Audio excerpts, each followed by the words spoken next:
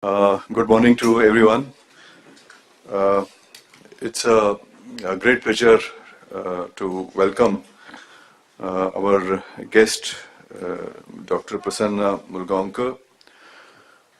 He is the CEO and co-founder of a company called Cloud Raxak, spelled with X.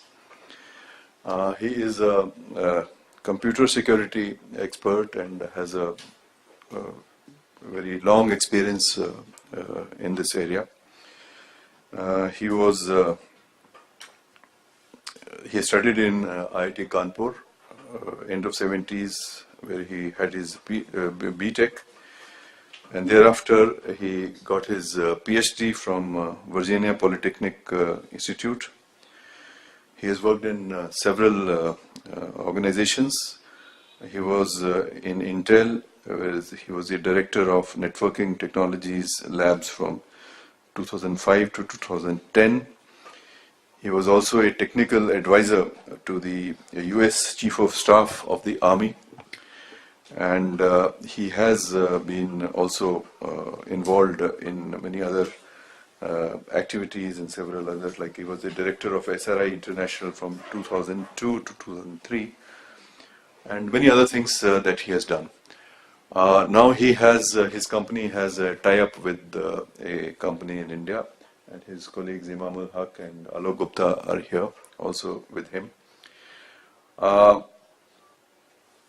Mr. Ambassador Prabha Shukla recommended his name to us, and we thought that cybersecurity being such an important issue, we should have a view from a technical person who has been involved in it for a very long time, and who, sitting in the US, can probably have an objective and a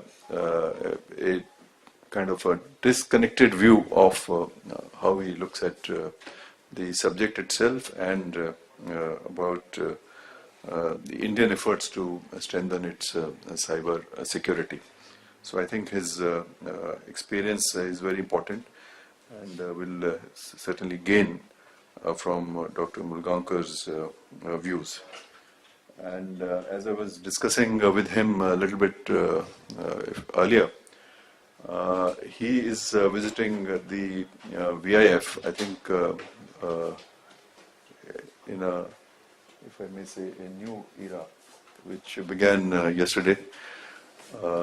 We are into a new security environment, and I think I was asking him about how he would look at the situation, the way India-Pakistan situation is developing, and whether he has some advice on the cyber side. So let's see what he has to say. He was just about starting when I brought him here. So Mulgaonkar, you were asking us about the VIF. The VIF is a think tank. It's an independent think tank, privately funded, and it's a young think tank. 2009, this is about 10 years. But we have gained some visibility, and we do a whole lot of issues. As I was mentioning, we're discussing cyber security in the morning and ancient India in the afternoon. But that doesn't mean that we don't have a focus. Our focus is very much on India and India's capabilities. We are very lucky to have some very senior people associated with us, and we benefit from their advice. General Ravi Sani, who was the former Deputy Chief of the Army, has been with the VIF for a very long time, and also Shri Mohan Kumar, who is a distinguished fellow with us, but former Defence Secretary. He is now based in Trivandrum, Kerala. So, but I requested him especially to stay back for this talk, because cyber is so important for defence. And we also have Lieutenant General Devendra Kumar, who was former Chief of the Signals in the Indian Army, and a very noted commentator on cyber security issues. Then another signals officer, General Malik, He has also written a lot on artificial intelligence and cybersecurity and many other aspects. And then, of course, I have many other colleagues. It would take time, but a lot of my young colleagues are sitting here, and some other people also probably would join in as we go along a little bit. So let me hand over to you, and we'll be keenly looking forward to listening to what you think about cybersecurity, also particularly in the Indian context. And also we'll have some time for discussion, I hope, maybe after your presentation. So welcome to the VIF, and over to you. So thank you, Dr. Gupta. Thank you for the kind word. Senior distinguished folk, can you guys hear me? Or do I need to move closer? Okay. As you mentioned, cybersecurity is one of my passions. I've been in the space of cybersecurity, and I've been in the space of artificial intelligence for many, many years. I started my career before machine learning was even called machine learning. It was pattern recognition back in the day. And a lot of the work that I have done in the past comes from the communications field. So signals, and particularly the interaction of signals and the military force, is something that I've not only been passionate about, I've published on that area. And the notion of how the cyber world and the physical world interact is really where we are all going, right? So whether it's IoT, whether it is communications, whether it's communications networks, and the importance of those networks in making physical effects happen. What happened yesterday with precision strikes simply cannot happen if you don't have a signals infrastructure that underlies it to collect all the data and deliver it in an actionable way, right? So this is something that's very, very deep. And interestingly, the reason I'm so passionate about this whole area of cybersecurity is that in our day-to-day life, it has now completely interwoven everything we do. Everything from fake news and the amplification of misinformation that happens, all the way to our over-reliance thing. I want to do a bank transaction right now, and I should be able to do it. Both those things are, in fact, the positives and the negatives of the cyber world are very, very clear, right? So the reason it was recommended that I come and talk to you guys and have a discussion. So I don't have a prepared presentation. I mean, I do, but I would much rather make it an interactive discussion and hear your thoughts and offer our thoughts on how we view the space. I mean, I can go through some charts if you want, but I mean, that's not the fun part of interacting with a senior body like this, right? The reason I wanted to do this is because we have a particular viewpoint that over the last several years, not only have we crystallized into what it is, we've operationalized it into a product and service that we offer. But let's leave that, the commercial part out of it. The philosophy is that if you do not permeate cybersecurity thinking into everything you do from the first step onwards, you're always going to be playing a losing game, right? So here's what happens in cybersecurity today. Everything has become more and more reactionary. You wait for an attack. You wait for a new piece of malware. You wait for an attack vector to develop. You develop signatures for it and then try to put protective actions around it, which means you're always one step behind where the attacks are, right? And that's what we collectively, as a community of technologists, users, policymakers, have to change this model to go into one that is proactive. How do you build security and security ideas from day one into everything you do? How do you do it in a way that even people who are not security experts still get security? And that thought process is one that we have crystallized, formulated. We've been talking to a lot of people. In particular, we talked with Dr. Gulshan Rai about a year and a half ago, through him to the CERT. The CERT invited us to do a series of presentations to the financial sector CIOs and CISOs. We did 2 iterations of that, right? With financial sector CIOs and CISOs in the banking industry. This is a message we've been trying to get out through various communities to say that this is a new way of how you should be approaching the problem, right? So feel free to interrupt, feel free to ask questions, because I want this to be an interactive session, right? So let me start with the very fundamentals of what we mean by having a security posture, right? We feel that if I take this away from the cybersecurity world and put it in a way that lay people can understand. The message we're trying to get out is every time you leave your house, you lock your front door, right? That's security. Is it okay to do that only once in a while? If you lock your door every third day, is that good enough? No, you have to be consistent. You have to do it every time something, that you're taking a state transition, you should take your security action, right? What is the equivalent of that in the IT world? What is the equivalent of locking your door consistently every time you leave the house? That's a question that if you start asking, ask it of all of the people who are users of the technology, who are the developers of the technology, then you start getting to an understanding of what it means at the baseline of what security is. So our view on security is that there is a set of things that you must do consistently, actions that you must take consistently, that raises the bar on security, right? We're getting to the point where you're training people not to click on random links that you get in the email. You're training people to think about what it means to take a certain set of actions. Equivalently, our focus today is on the back-end systems, right? It's not about phones and laptops and things like that.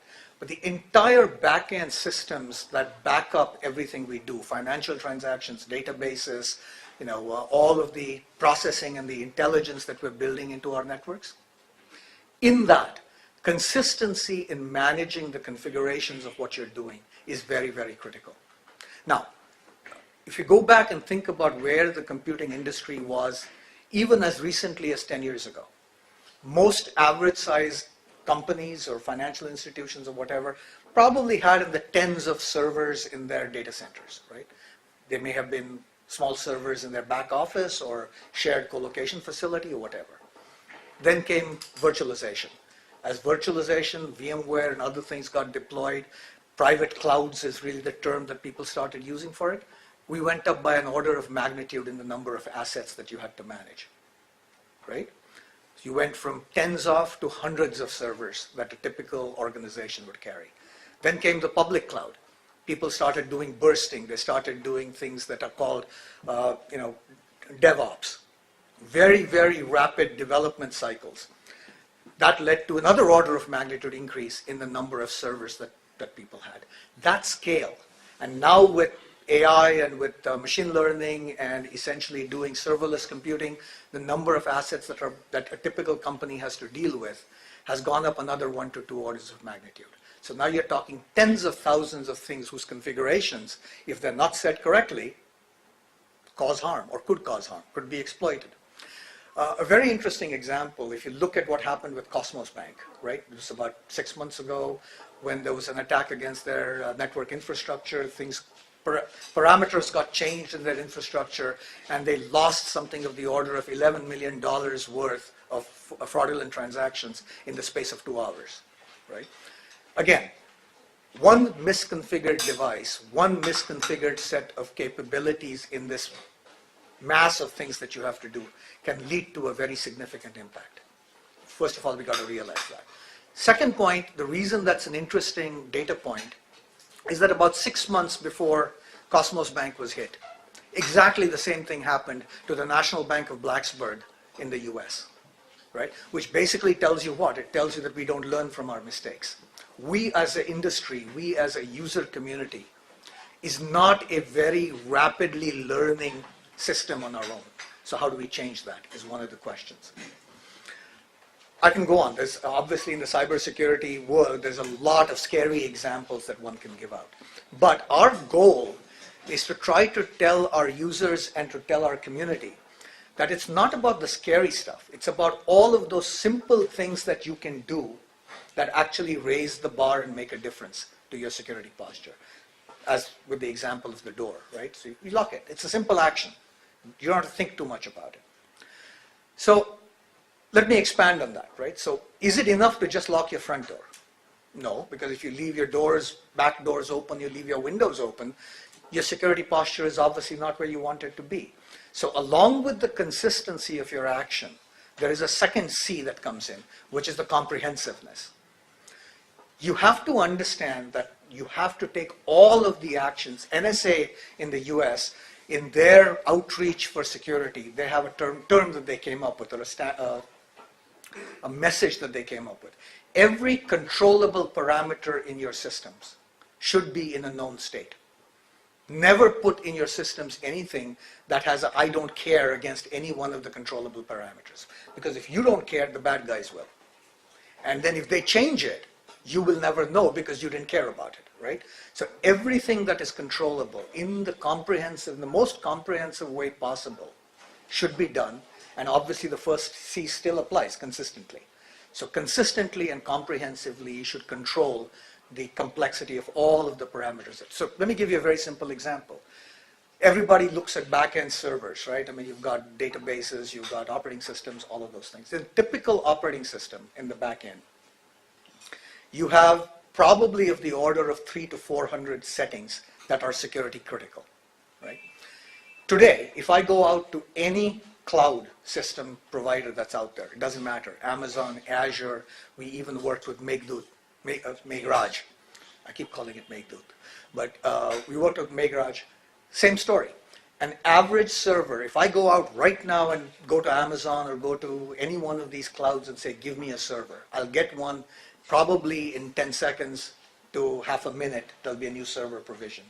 50% of those settings on that server are not the way that any standards body, including CIS, which is a worldwide center for internet security, ISO 27002, you name your favorite standard, and I can show you that about 50% of what their recommendations are not available to you out of the box when you go get yourself a server. Now, think about it.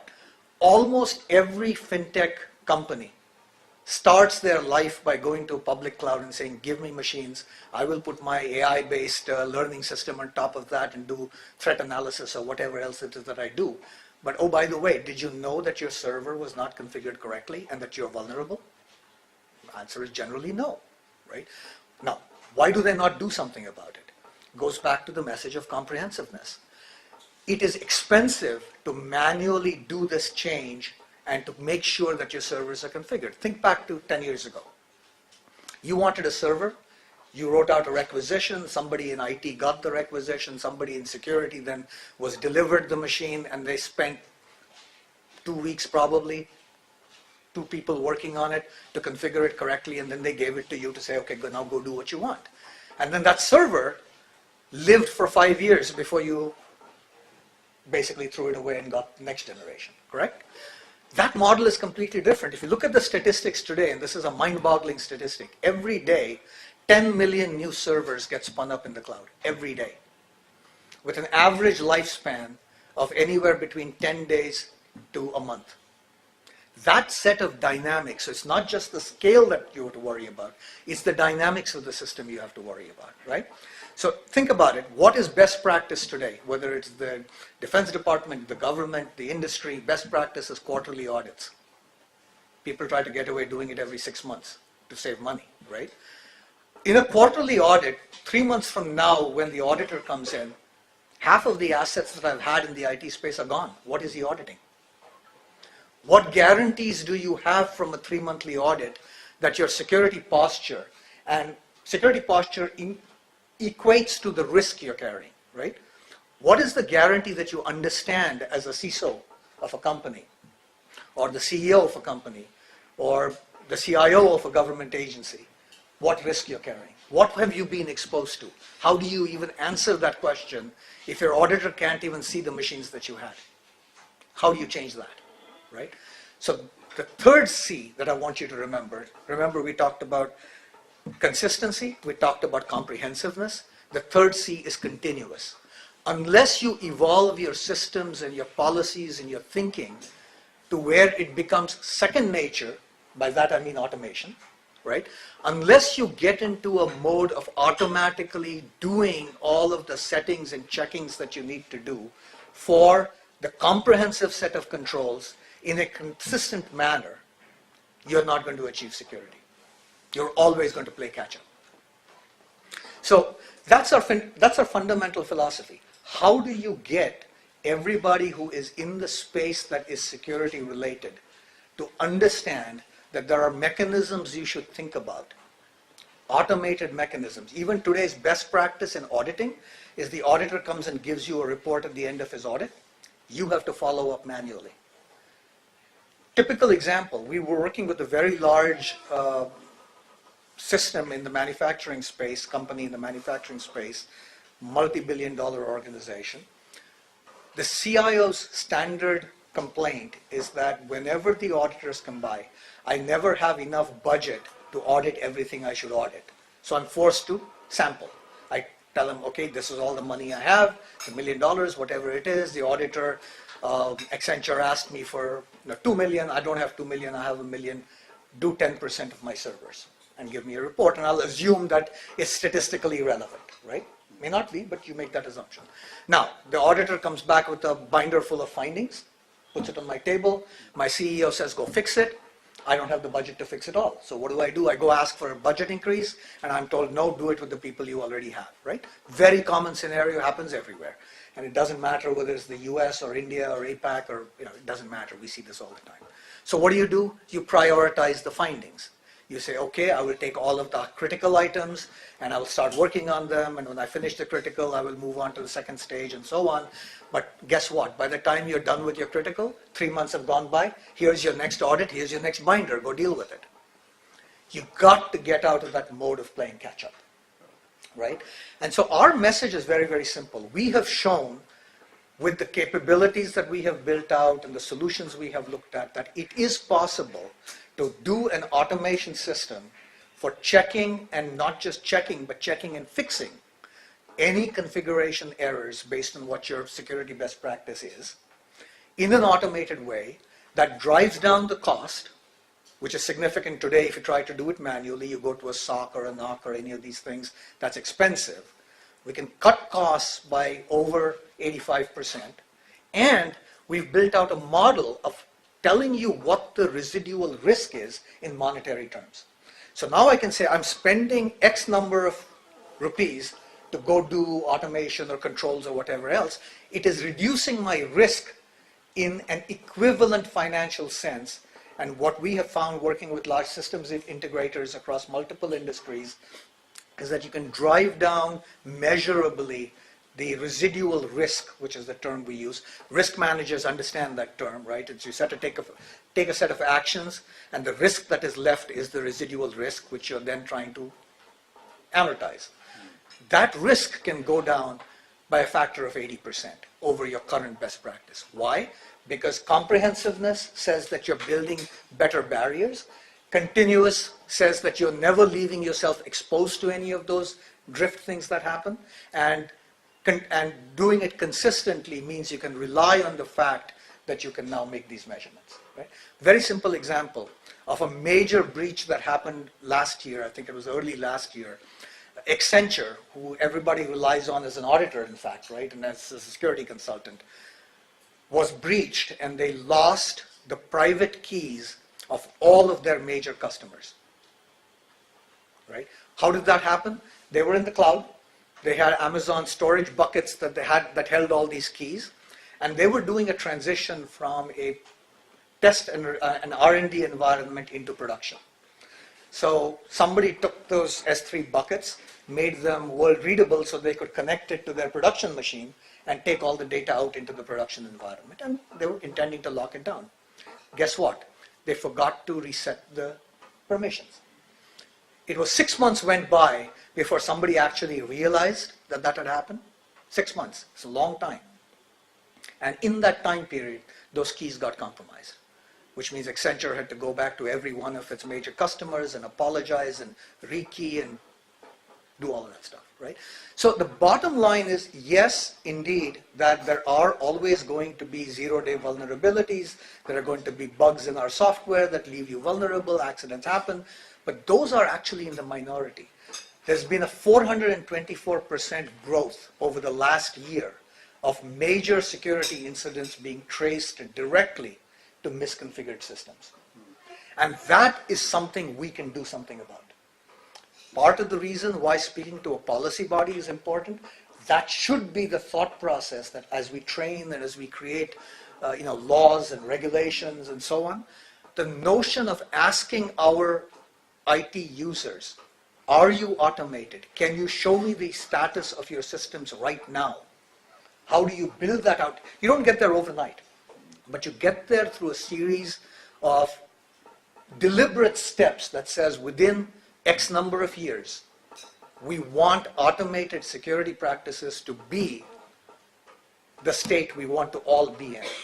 Why? Because it's exactly as we were saying earlier in your office, sir, that today, almost every physical action that is taken by the government, the military, whatever else, has a cyber component. Somebody is going to try to disrupt the cyber world, not because they're trying to destroy it, because destroying it is very hard. It is resilient, but it causes a tremendous amount of short-term turmoil, right? We've seen that with fake news in US elections. We've seen that with fake news happening worldwide. It doesn't actually do anything, but it changes the mindset.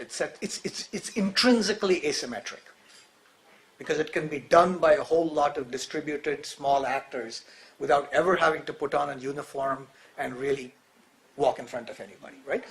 That asymmetry can only be stopped or at least mitigated by having a consistent security paradigm that you're following and training everybody to think that way. It's not enough just to have your IT professionals and your security people do it. Every one of us, you, me, anybody else, that is where we need to go. Now, we have seen this because we've been out talking to a lot of customers, a lot of regulators, a lot of policy bodies everywhere. This problem is particularly acute in the growing economies in India, in the Asia Pacific, and places like that. Why? Because manpower is already very, very limited.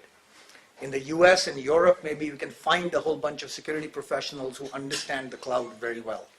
But in India, people are moving to the cloud. The trends we have in terms of the growth of transaction volumes in the financial sector basically tell you you cannot scale the traditional way. You cannot go add more servers in the back. You have to go to more of a cloud-based collective model. You raise the issue of data mining or AI, right? If you're going to do larger volumes of data processing, you cannot afford to build a private infrastructure that is going to be sized for the worst case scenario. You got to go to a shared model, right? And that is where this thinking about proactive security becomes a critical piece. Now, our partners here, Alok Gupta, they're very heavy into this notion of deep security and in this whole notion of penetration testing and understanding configurations that are important. Srinivas over here, who doesn't have a nameplate, is involved in the security and trying to pull together essentially a non-profit collection of companies and industry and government agencies that are focused on the whole security ecosystem, right? How do you create an ecosystem of users? Hunch Ventures, which is is the organization here based in New Delhi. It's a venture fund that funded us, has very strong roots in thinking about the cloud and where we are going in the cloud and investing in the technologies and the processes that underlie that. So it's not a single thing that one person, one agency, or one entity can do. It is a collective. Security is always a collective effort. And how we learn from each other, how we create the regulations and the requirements that force people to collaborate on this front and collectively raise the bar. Because think about it, our entire communication and computing ecosystem is only as weak as the weakest link. Because the bad guys have to find one place to get in. And once they're in, right? How do we raise the bar such that the weakest link is as strong as you can make it? And that's the challenge. I'd love to engage with you folks who have thought about the security space, who are thinking about the security space, and more importantly, are guiding the actual people who do the work into how to think about security. So I've talked for 30 minutes straight. I'd love to see if you have any questions, comments, feedback, or you guys have anything to add to what I said. So I think what Dr. Prasanna mentioned. My experience working for almost a decade in the cybersecurity space in the Indian context. We work very closely with both the law enforcement agencies on the forensics and incidents response side, and also with a lot of enterprises and government on proactive side. So in my view, I have an 8-point, agenda for how to build a security posture. So of course, the beginning happens with a strategy. So once you have a cybersecurity strategy in place, then you come up and make tactical and strategic plans. So that's the next step. After that, you need to really do a current state assessment of what is your current posture, how weak you are, or how strong you are in certain areas. Then you have to, of course, secure whatever is unsecured and continuously manage to secure that. I feel that the most important thing is the awareness and the capacity building in the cybersecurity space, both for the end users as well as for the system administrators or people who are responsible for the cybersecurity posture.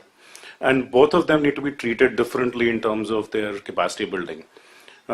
I don't know how many organizations over here really do what is called red teaming activity. We have been exposed to what we call it as ethical hacking or hacking kind of activities which lead to what we call vulnerability analysis and penetration testing. But how many of the organizations really think from an offensive perspective as to how the hackers would be thinking to destroy or decapacitate you? So that's called the red teaming, where you're doing a really different kind of attack scenario. Another thing which we found recently is that there are a lot of phishing attacks which are happening, or people getting social engineered, not only on the citizen side but also on the enterprise side. So there are gaming exercises which one can take, where scenarios could be created and people are allowed to carry on their normal work, and you will be surprised to know that how many people actually mistakenly or erroneously or unknowingly click on those things which let you have backdoors come into your environment. So I always believe that is the PPT, which is the people, process, and technology. It's a combination of that. I mean, technology is available, it's evolving, it'll keep on increasing and improving. But the hygiene of cybersecurity will come as long as the processes, as what Prasanna mentioned in terms of the CCC and the people's awareness of how things will happen. Of course, in today's world, nobody is 100% secured. So I'm sure there will be attacks, there will be smarter hackers who will come and compromise you even after you having all the C's in place. But for that purpose, you need to do the incident response and remediation and eventually forensics, so that you can figure out that these things don't occur again. So these are my 2 cents on that.